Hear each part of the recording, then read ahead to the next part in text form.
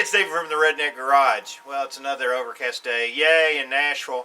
I got the Caravan out of the driveway, put a new O2 sensor on it yesterday, and the check engine light, after I cleared it, went off, so we're going to keep our fingers crossed that it'll pass emissions testing. Today, on the TJ, we put gas in it yesterday.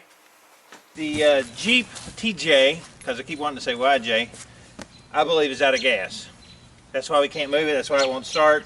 Yes, I know the motor's blown up, but I believe there's gas in it. Guess what? I can start it enough to back it up all the way up in the driveway to get that kind of out of the way so I can start pulling parts off. So my trusty assistant, Spencer. Spencer! Spencer! Yeah. All right, get over here, boy. What's wrong with you? Right here. He's going to open the gas cap, which is like dusty, I think, and he's going to start pumping this fuel into the gas tank with my handy dandy super pumper. And you have to hold it like this. Pull it back.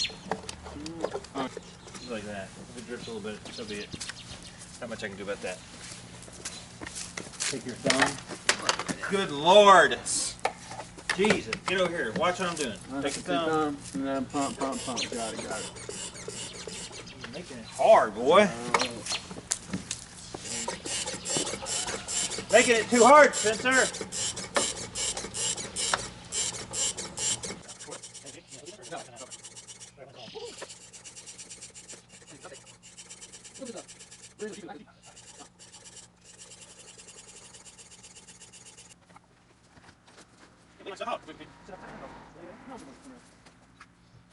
Okay, so with the gas in it, I'm going to see if this stupid thing will start, because I think all that was wrong with the, why it wouldn't run, is that it was out of gas. Now, the engine still needs to be rebuilt, but if I can turn it around and drive it just a little bit to get it where I want it in the driveway, that'll make my life easier than trying to push this stupid thing. So let's see if it'll start.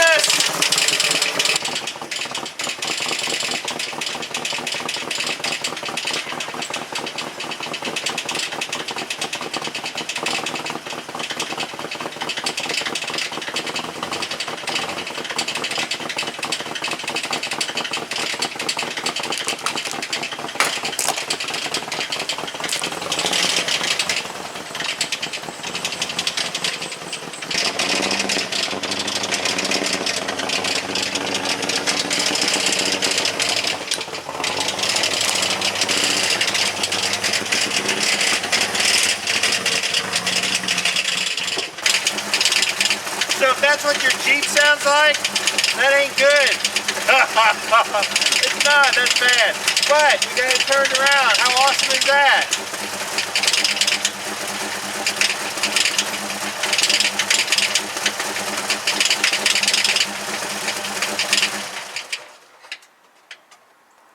Okay, so I got it turned around in the driveway. How awesome is that? So I've got some degreaser that I got in from Eastwood, and we're going to look at that. Now we can start doing some pre-cleaning on the motor, the frame, everything else, and I can start taking stuff off the front, put a car cover over so my neighbors don't have to see it, and that'll help me to get going on the project to start taking stuff off to get to the motor to remove it. So that's awesome. Okay, so I took a break from shampooing some carpets to look at what I got in from UPS. Big brown truck just came by my house. And we're going to take a look at it. And this is some stuff I ordered from Eastwood Products. Okay, the first thing I got is some cleaner degreaser, and that's why I ordered this. It's made by POR. We're going to see how good this is. It's a good thing they got it in this bag because this thing's already leaking. You can see that it's taken the label off the back, so I don't know if they can't figure out how to make a bottle that doesn't leak. Anyway, plastic resurfacer. This stuff is about 30 bucks a can. It's supposed to be some space age thing, so I'm going to use this on the plastic around the wheel wells. We're going to try it. Restores and surfaces faded and chalky surfaces, UV resistant, won't fade. Permanently restores automotive plastics. So that looks really super cool. We'll try that a little bit later. Kroil. I got an industrial can of Kroil. Kroil is the oil that creeps. And as far as penetrating oil, this is the best penetrating oil you can get. They sell it at Eastwood. You can order it straight from their website. But we're going to be using Croil on some of those stuck rusty bolts on the Jeep when we're taking it apart. And some internal frame coating. Comes with a little spray nozzle that you put on it. And once we get the frame painted and cleaned off with our Chassis Saver paint, we'll take this and we're going to go inside the frame itself. And this will encapsulate and this is their story, right? This will encapsulate and seal that rust and keep it from rusting on the internal part of the frame. And that's really cool. I've got a couple more of these. This is the black finish. They originally just had like kind of a yellowish green, but this is actually the new black stuff they came out with. So that's what we got in from Eastwood just today. Okay, so I've got the degreaser from Eastwood, and tomorrow I'm planning on, it's supposed to be up around 50 degrees. It's going to get down to about 23 tonight. But tomorrow I'm going to spray this down with some degreaser, right? And I'm going to spray the crap out of this engine compartment in the bottom of the hood and see if we can get this cleaned up. It didn't have any power steering when I was driving it, so something's wrong with the power steering pump. Could be just low on fluid, I don't know. Oh yeah, it's dry, so maybe I have a leak or something. But anyway, we're going to get this all sprayed down. It looks like the motor sat for a while like this, because you can see a little bit of the, you know, the rust around the wheels, around the pulleys. So we're going to spray the crap out of this thing tomorrow. There's a walnut up in here. Look, there's a walnut. So this Jeep's been sitting for a little bit.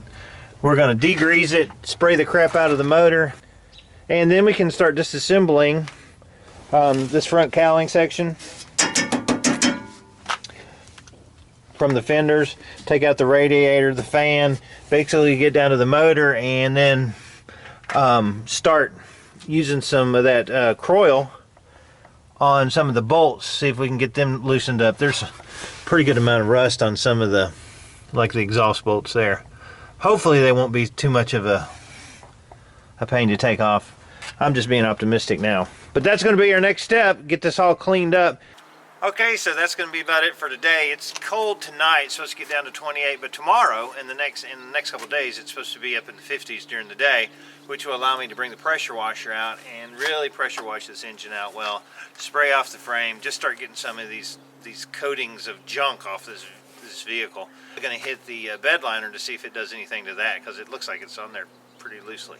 So what I learned today was that the electronic system works on the Jeep, as well as the fuel system. It started up and drove.